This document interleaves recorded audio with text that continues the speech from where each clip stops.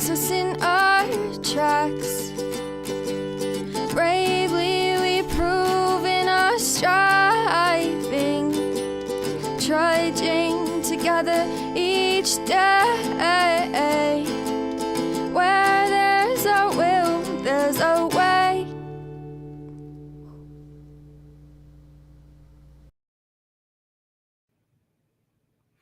Good morning. Good morning to you. Good morning to you.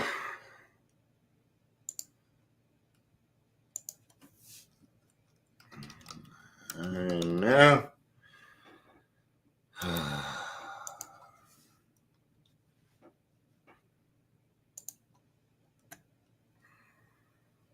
think it's, I still got to do Facebook.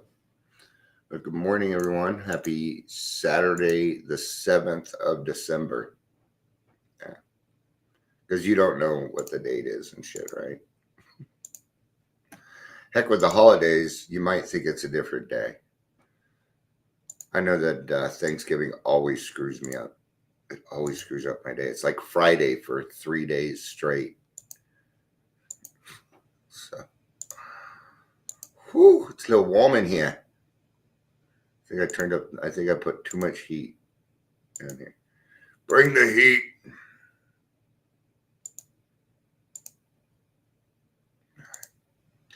We're done sharing. We're sharing on the topic of disease. Let's get chat going. Do the overlay. 1 week today. Yeah. Oh, 1 week of Christmas. Yeah. Of Advent. For those of you that do Advent. So, yeah. The way I see it, Christmas is kind of for the kids. But that's my situation. So it's funny because I was listening to Tool. I go put on a Purple Rain shirt, and then Origin of Love comes on. Most of you don't know that song, but it's very different than Tool. I'm like, what a great mix. And listen to this not new guy. He'd been around for a while, but I just discovered I've been friends with him for a year. I've never listened to any of his music. Great rock and roll band, man. I love just a straight 3-person, 4-person rock and roll band. Something about it, you know. Today we're talking about removing blame and shame. You know, I don't have a reading for this. I mean, heck, we could always ask Google.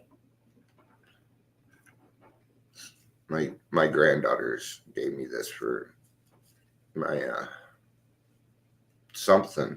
It wasn't my birthday though. It wasn't my birthday. Maybe it was Father's Day. It was probably my sobriety date. Yeah. Same as ever. I just don't want to use my brain today. Oh man. But Saturday is kind of a working day for me. So, you know, because I do this, I have a meeting, I have a sponsee, then I run a meeting.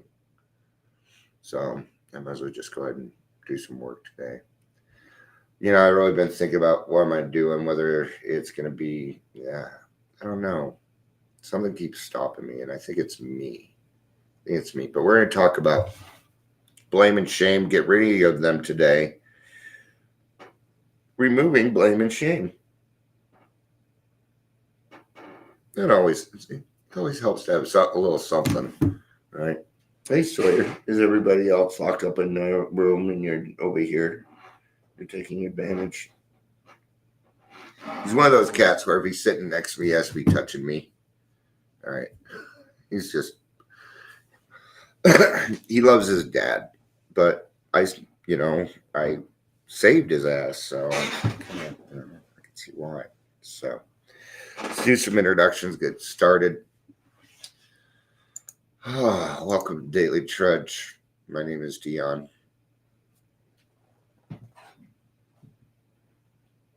Yeah.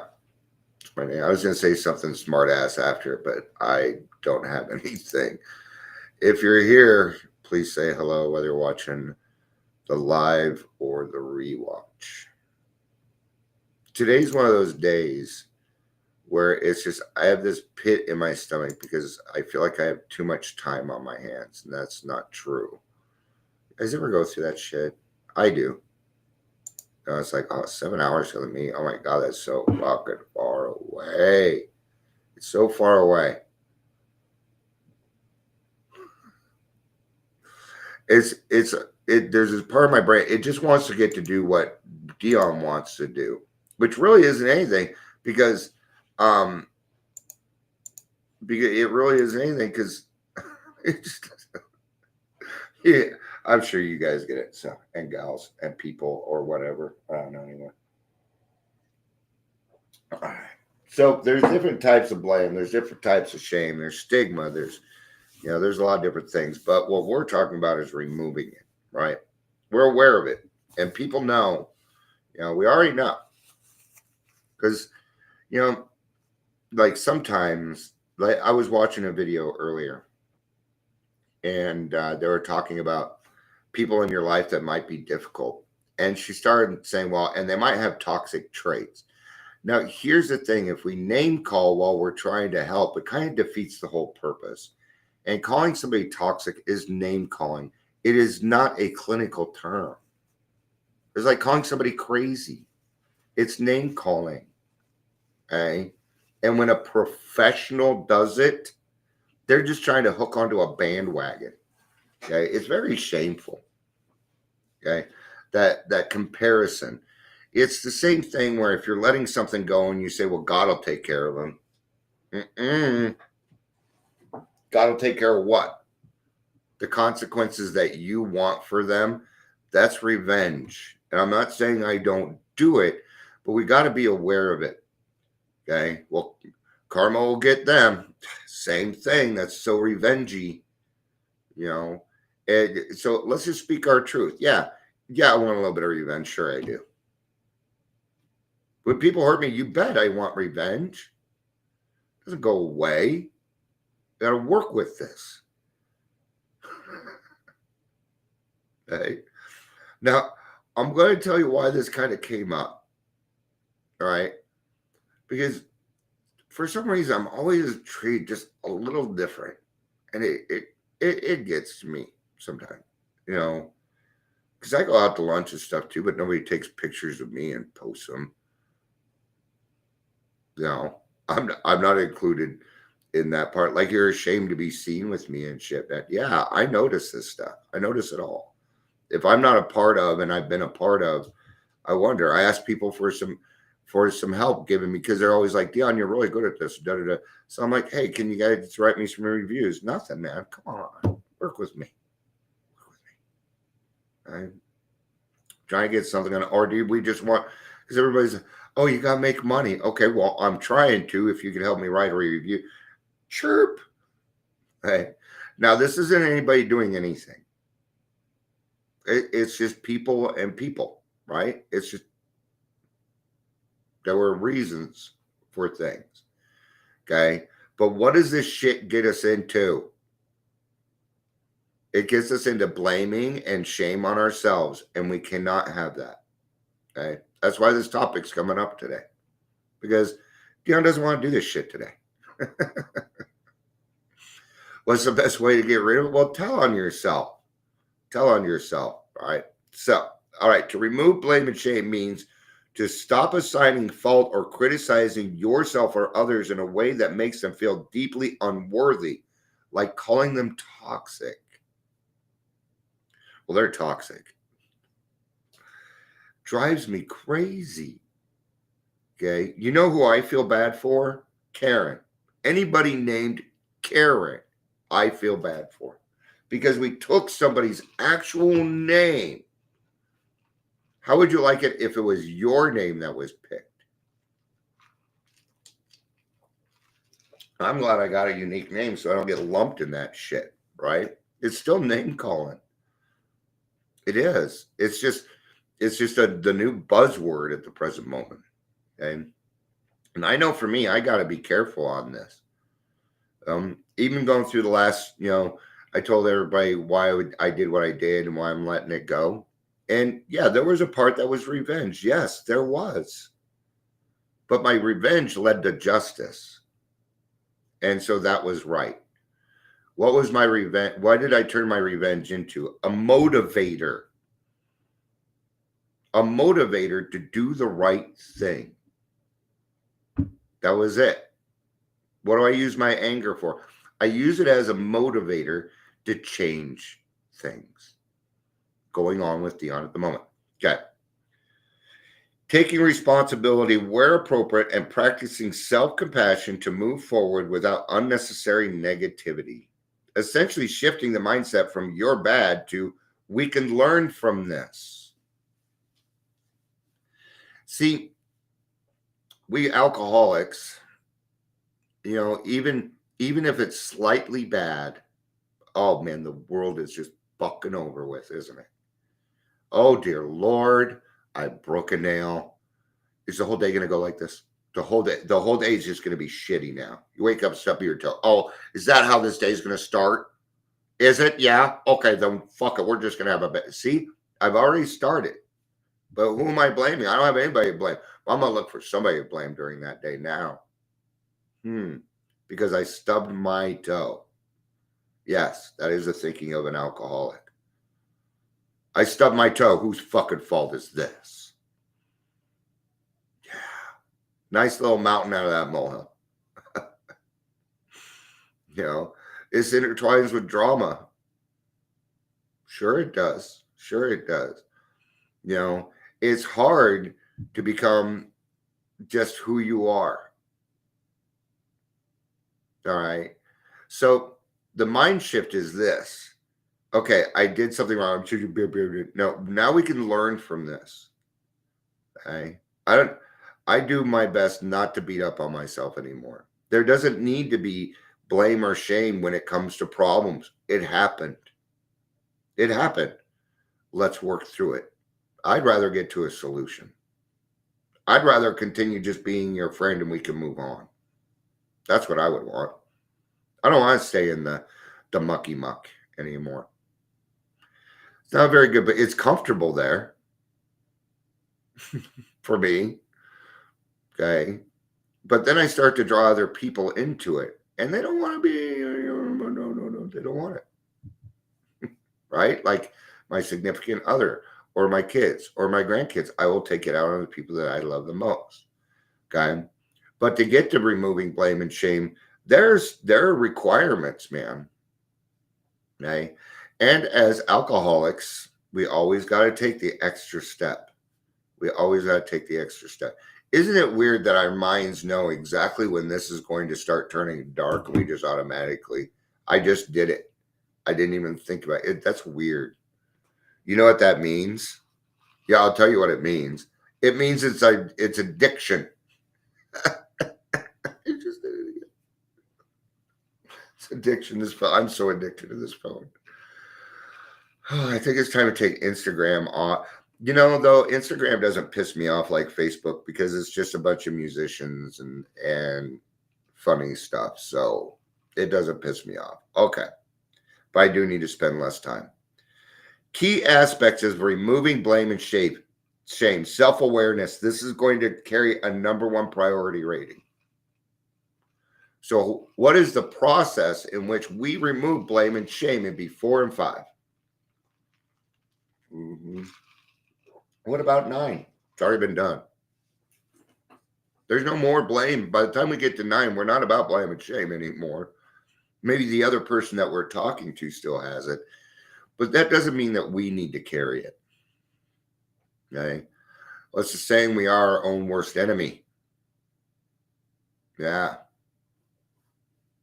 Recognizing when you are blaming yourself or others and identifying the underlying thoughts and emotion driving that behavior. Why do I feel this way? All right. My therapist, God, I wish I could get back to my therapist. Been a fucking year now. But Sorry, Marcia just sent me a message and it started, thank God for friends. And it's always neat to get that stuff. It is. But I got to know who I am first. But my therapist used to say, Dion, is that what you really want? Because she knew it wasn't what I really wanted. You know, I can't think of it a particular situation. Well, sure I can, but then it's going to bring up other shit and I don't feel like going over it. Because for some reason, I'm trying to walk away from this whole reporting thing and it keeps popping up in my fucking face.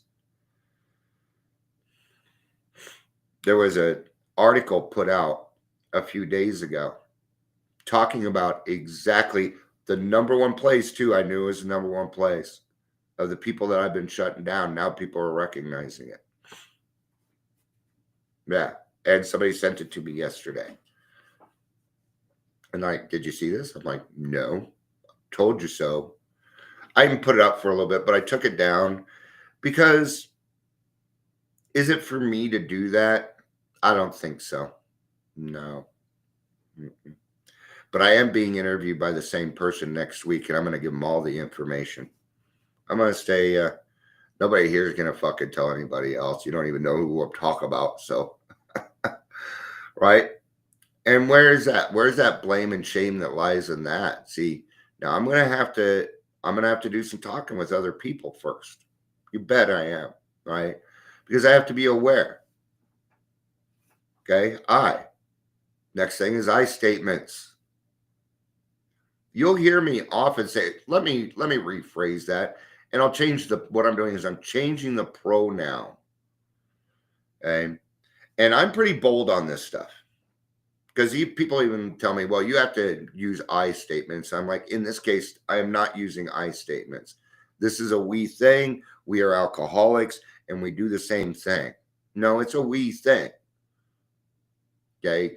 But when it comes to blame and shame, I statements become the best thing. Well, what am I doing? Which part do I have in this, right? Using I feel. Okay? Phrases to express your own experience and emotion without directly accusing others.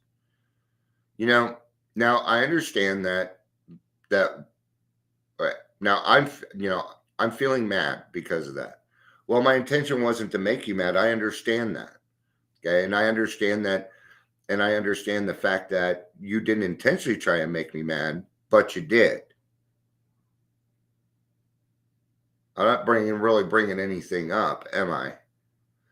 Because what is the cause and condition behind that? You know, why I'm angry. Why am I angry? Am I angry because they did that? Well, yeah, it hurt. So what? See, I have a decision to make at that point. Do I want to hold on to my anger and be angry with this person because they made a mistake? Okay, and I'm talking in general.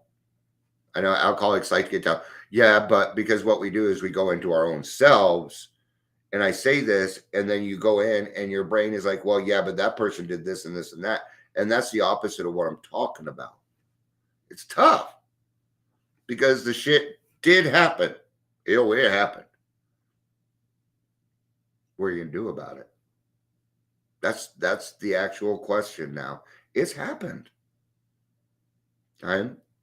So using I statements, when if there's a confrontation, it cannot be you, we, they. Nope, it's got to be I.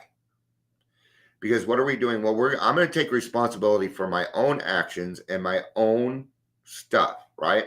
Oh, here's a good one. I was meeting with Al-Anon and the church. This was like a year ago. Anyway, and they were talking about money. And my thought process was that money was going to go a certain way to the club and then this and then that. But really what was going on was God was giving me an answer that ain't going to fucking happen. And it pissed me off. Bam. Now, I wasn't pissed at that. They were correct. And I got mad. You guys know me. You know when I'm mad. Okay. I even try to hide. It don't work. It'll happen. Somebody will do something. I'll be like, okay. It's just a quick reaction. I don't always mean to.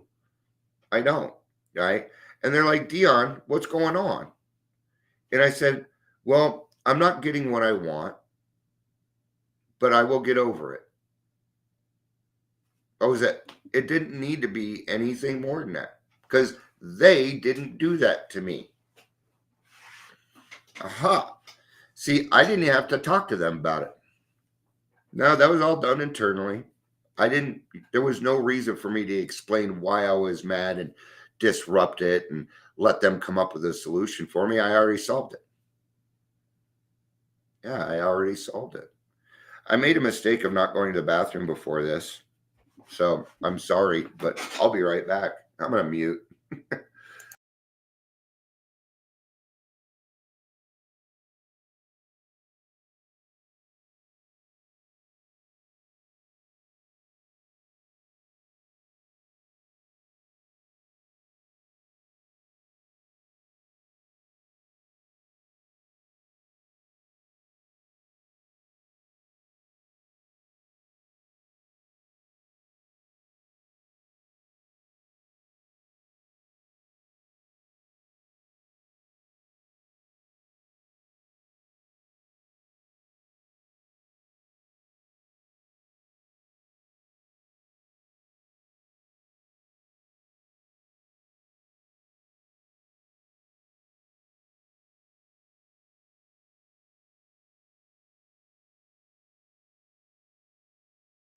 Thanks for waiting.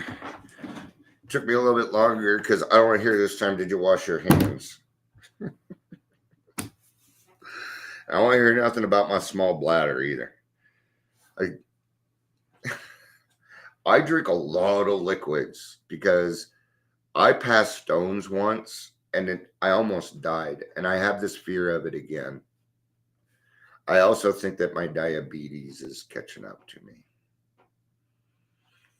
That would be the honest thing. So, next thing to take care of. So, yes, next on this is focus on the solution. This is a we thing. We have to stay in the solution or we're dead. If I'm out of the solution for too long, for us, that would be the sunlight of the spirit.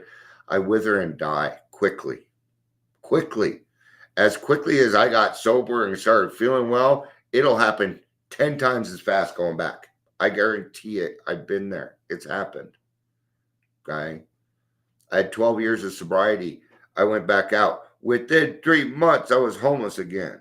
Not like I was homeless before. Okay. I slept on friends' couches. I did not have a car or I would have slept in it. Right.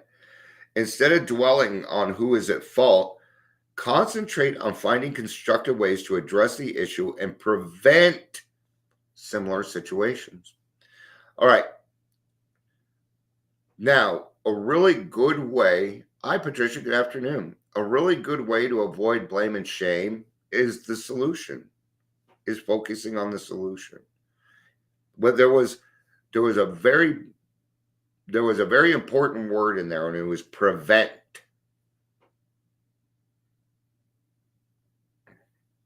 So all the reporting and stuff that I do, that's prevention. Why am I doing this? Because I'm going to forgive, but I'm not going to forget. Okay. And if somebody's done something particularly straight towards me and that amend has no action, we got a problem. I'm not going to trust you. I'm not going to give you the same level of trust I usually would. And I will notice it. You'll notice it too, right? Sure, we notice it. You know, I bragged that my father, my biological father, never met the man face to face. He died with 52 years of sobriety. Where the fuck was my ninth step? Where was my ninth step?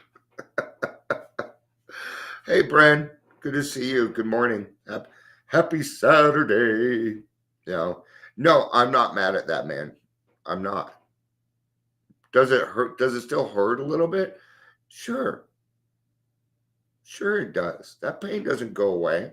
But where am I back at? What am I going to do about it? Where am I going to take that pain and apply it? Am I going to take my anger and my other stuff and apply it to something good? Right? From the mitten. What is it cold? Are you cold? Is it cold there? This is Colorado. Who knows what it's going to be? Yeah. The saying here in Colorado is if you don't like the weather, wait 10 minutes. Kind of like the Broncos. If you don't like the Broncos, the way Broncos are playing, wait 10 minutes. It'll change. It's funny because other people will, man, our state is bipolar. Okay. We're a mile up, and the weather changes a lot quicker when you're a mile up. Okay. That's just science. And that was Dion putting a little break in there. So because we're at 26 minutes. We were at about 25 when I started that. All right. So focus on the solution. Instead of dwelling on who is at fault, concentrate on finding constructive ways to address the issue and prevent similar situations. I know I already read it, but Bren popped in, so I figured I'd repeat it. Okay. So what are we doing? Well, we're preventing. I was talking to my daughter about this yesterday, right? She has a breakup going on. We gave her a little bit of money. She don't mind if I talk about this because, it's just the process of working through. Okay. Well, I'm like, I gave you money for gas, and now you're going to use that gas to go out. Is this a boy? Because that's the only way you go free. See how my mind's already moving towards not the solution. So instead of moving forward with that thought process, I called my wife and I called my daughter and we got on a three-way. And I said, can you please explain this to me? And she's like, yeah, my best friend, who is very, very sober, and her mother is extremely strict, would like to take me out so I can get out. And it wasn't anything like I was thinking, right? See? But we were able to say, but our thing was, this looked like old behavior for us. Okay. Even though was not. Okay. But what my wife brought up was, what we're doing is we're just trying to prevent you from making another move because you're very emotional right now. I'm so glad my wife was on the phone because she explains it so much better than me. So much better than me.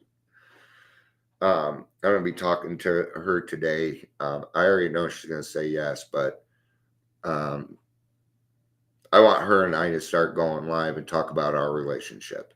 It's different. All right. So we alcoholics, yes, we, not just Dion, need to remain in the solution. For every problem, there is a solution. And now we've been given the tools to handle this the right way. And what does that come with? Responsibility. Did we not watch Spider-Man? Even if you haven't watched Spider-Man, you still know the saying. With great power comes great responsibility.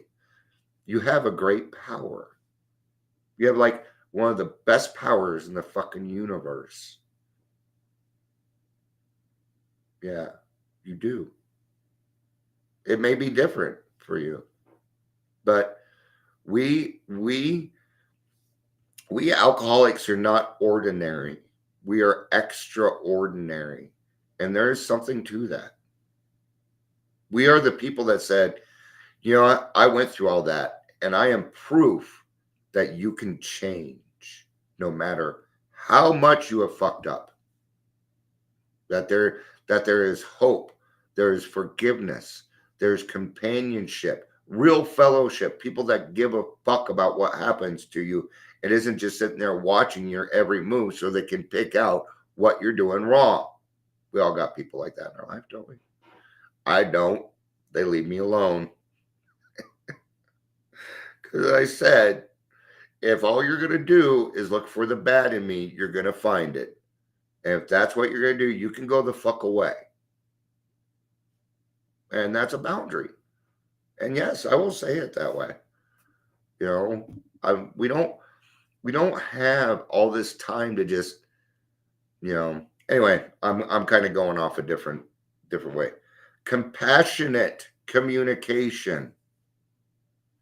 Now, hey, Michelle, good to see you. Awesome. Yeah, meetings all day. Why not? Why not? Compassionate communication. Here's the thing, and this is true of all human beings until we figure it out. Well, no, maybe not all human beings, but it doesn't apply just to alcoholics in this case, is what I'm saying. When we are angry, we will take it out on the person we love the most. That's why this is important. Okay. Let's say my wife, so let's say my wife does something and it's directed towards me and it's angry. Well, now that I know that she's probably taking this out on me because she's closest to me and loves me the most, then I can use that. And that leads me to compassion. Or I can think, maybe this person's going through something. Maybe this person's going through something, that I'm not aware of. So, hey, I'm not sure what's going on. I don't really feel like you're angry with me. Notice I just used the I feel statement. I don't feel like you're really angry at me. Do you need to talk? Is something going on that you need to talk? Because you don't need to be angry all day. We can start our day over and I'm willing to help you. See, what are we going to do about it? What is that? That's a great example. That's what that is. And aren't we now the people that show patience, tolerance, kindliness, and love? Because if we are, then this should actually come kind of not easy, but you'll understand it. So speaking with empathy and understanding, acknowledging the other person's perspective and avoiding judgmental language. Like, you're being toxic. Why are you being toxic? Oh, if you say that, I would go off on you. I'm like, I'll show you toxic. Right? No. What is that? That's a first reaction, is it not? Oh, I'll show you. So let's cut off our nose to spite our face. No. See, most of this, at least for me, in this case, I'm going to use a me, is about control, of which I had none. So once I stop fighting everybody and everything, this becomes a little bit easier to do. Doesn't become easy. All right. Self-compassion. They should have put that before compassion communication, because you cannot transmit something you do not have. You can't. Won't happen. You just can't. And if you don't have compassion for yourself, you can't have compassion for other people. Okay. Why do I always bring that up? Because it seems easier for us to love other people than it does ourselves. We don't give ourselves much grace, and we need to. Guess what you're going to do? You're going to fail. You know what failing is? It's progress. What are you going to do about it? You have the tools. You've been given something. See, when your problems become challenges, now we're talking about something different. Well, we can meet these challenges, can't we? Look at us alcoholics. We fucking stay sober through all sorts of crazy shit. But the moment excitement comes up, it's all off the table. This is the same thing. Okay?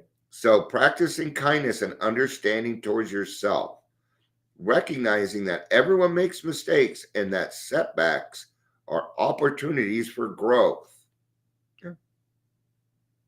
That's what they are. And the more you grow, guess what? The more you can help other people. That's the deal. That's the deal. You're sacrificing parts of you for the greater whole of the good. Okay? And I tell you that is the most beautiful practice I've ever seen in my life. I've seen a lot of beautiful things in my life. I have. All right. So, how to implement this in different situations? Nah. How to stop blame and shame. Choose thoughts of gratitude, happiness for others' success, and genuine desire to learn from them. Okay. Well, how do we say that in what we do? Take what you need and leave the rest. That's what that would be. Okay. Instead of envying, celebrate others' achievements. No, you don't have to celebrate other people's achievements. Okay. Here's the thing. But you don't need to be envious of it either. You don't have to be anything. Okay. Because there's a lot of people out there celebrating in Colorado when we're dead last. Dead last. It is a celebration that should not be celebrated. We're in trouble here. Good morning, Ingrid. It's good to see you. It's good to see you. Did you know that 90% of my followers are women between the ages of 25 and 50?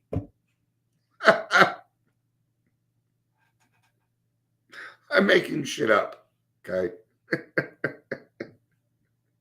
I'm making shit up. Just like I said that because everybody here is kind of okay. How do you have someone that blames you? Let's read it. Let's read it. Stay calm. When I hear that, you know what goes through my head? Fuck you. You stay calm. Fuck you. I'm serious. That's the first thing that went through my head.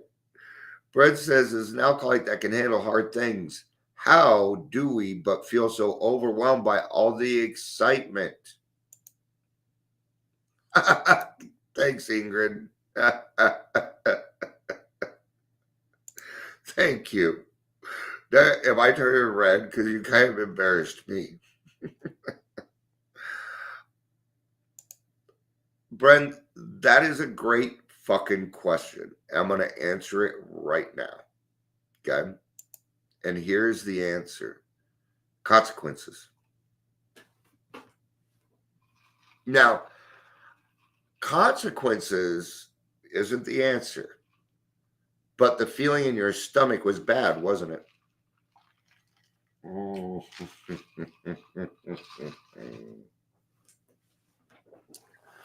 Yeah.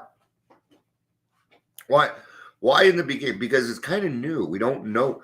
We haven't figured it out. Okay. This is the key. It doesn't matter what the emotion is. It doesn't matter what it is. Any emotion overdone by an alcoholic is no good. The pink cloud is not excitement. That's the pink cloud, not in my experience. In fact, the pink cloud, I wasn't just happy. I also felt balance and joy. Yeah, it wasn't an overly, I kind of wanted to go, shout from the rooftops and things like that. But,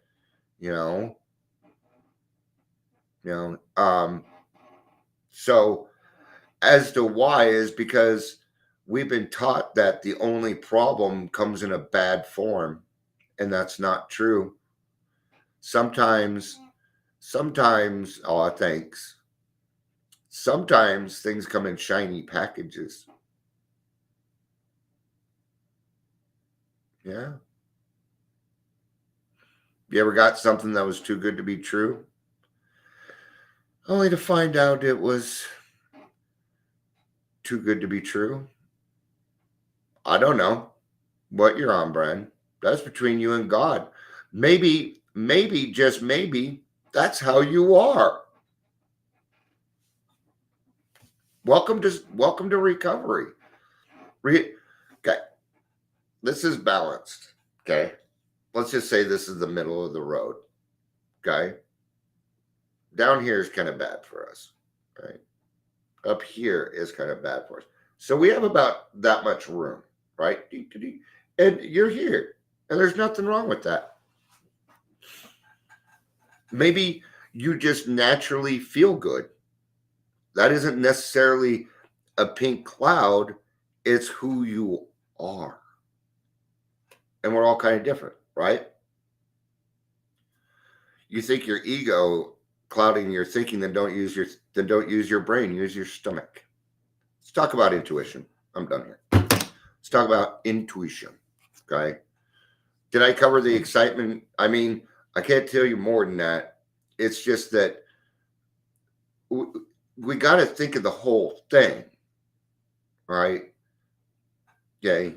Now, if you're reading the big book, there's several times where somebody got an opportunity, something happened really well. Okay. You've done it too. Something exciting is coming up. You can't handle it. You will pull that structure down. Why? What a great excuse to drink. It's all a setup.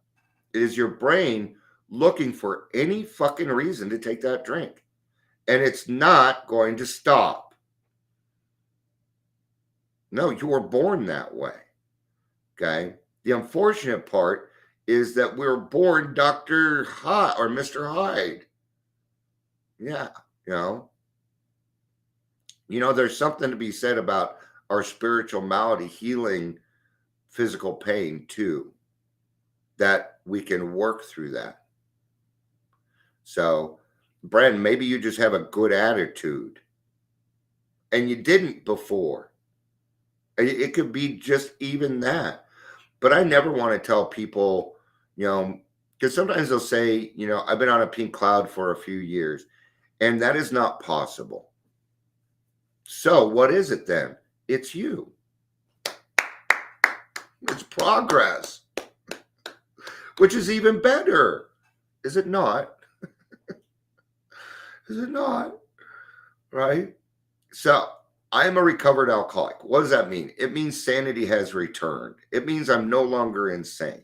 That's what that means. It means I get to use my brain again. It means my will is in line with my higher power's will. Okay? So, I don't use my brain first. Do. Now, my brain is where I send the information so I can get shit done. That's going to happen. That's going to happen. Yeah. And you start your day over. Nothing wrong with that. You remember when you were a kid and you lied and your tummy hurt? You remember that time when your tummy said, stay away from this person, but you went ahead because of the popularity, only to find out that you should have listened to your gut? You remember those? I know it's happened to you. How do I know? Because you're human. And so it's happened. That's what we're talking about here. Listen to your intuition. If your intuition says, get the fuck out, get the fuck out. If your intuition says, go talk to that person, go talk to that person.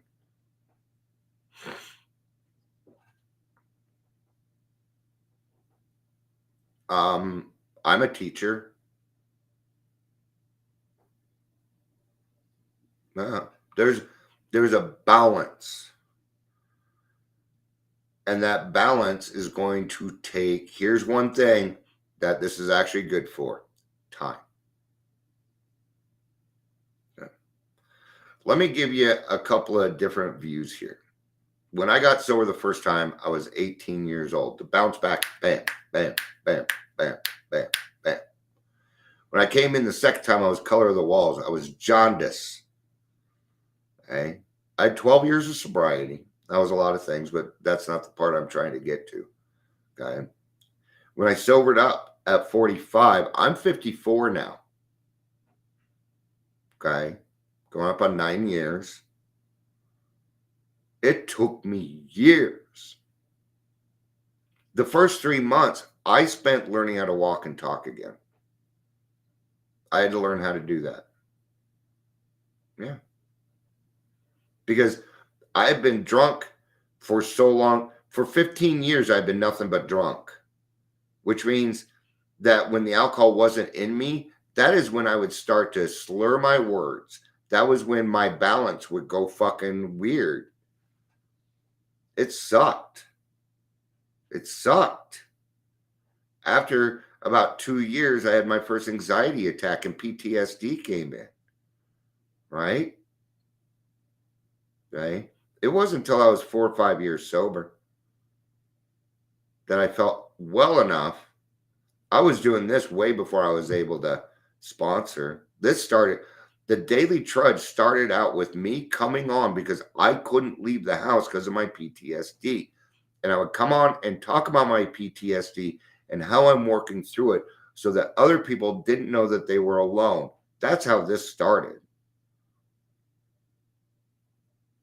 And then a friend approached me and she said, Dion, I love what you do and you're helping people, but you got to quit being the fucking poster child of PTSD or you're going to stay there.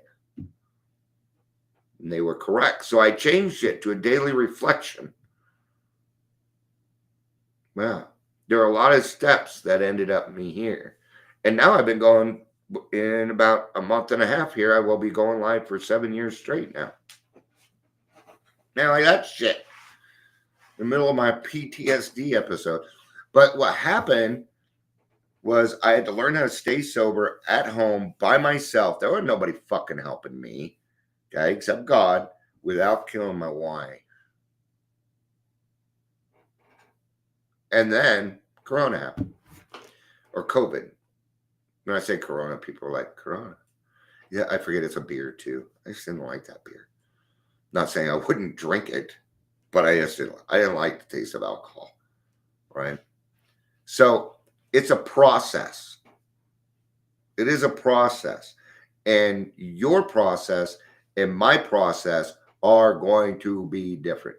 You cannot compare days and time and these other things, okay? It is individualized for you, even though it's a whole. So you got to give yourself time. Right? Now, this isn't just, 8 years of Dion trying to get better. I've been going to therapy since I was 13 years old. I've been a drug and alcohol counselor. I've worked detox. I've done blah, blah, blah. I've helped hundreds and hundreds of people. And okay. But the process, we kind of just talked about it too. What about that? Have you gone through the process of forgiving yourself in that 4th and 5th step yet? Because that's where the blame and shame starts to go away. You got to stop blaming yourself and shaming yourself for who you are. No, because, but you're like, yeah, but I did do that. Yes, but just like the other person, you're not going to blame, so you can do what? Get to a solution.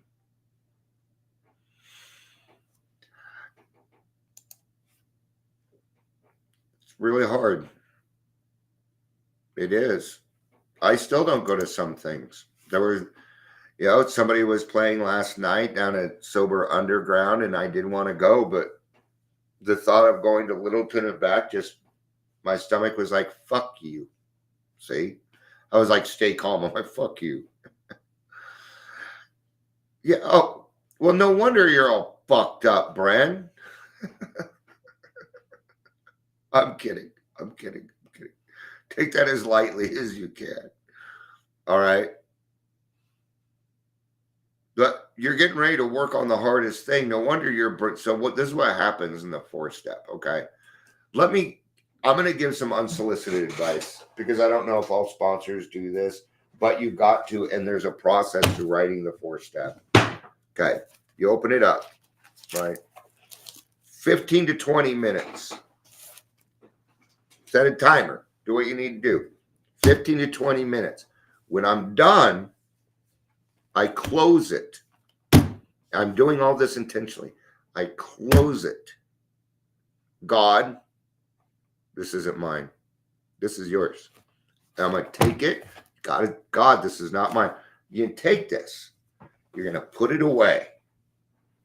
Put it away. And you don't get to touch it until the next day. You don't let it go.